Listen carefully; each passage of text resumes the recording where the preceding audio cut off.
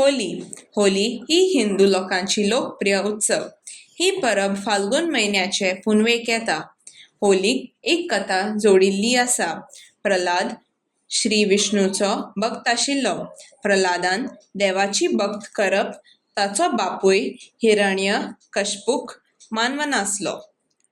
एक दीस होलिका हिरण्यकश्यपूली भयण जिका उज्यांत न लासपाचो वर आशिल्लो ती प्रल्हादान होलिका पुराय जळून तिचो गोबर जालो.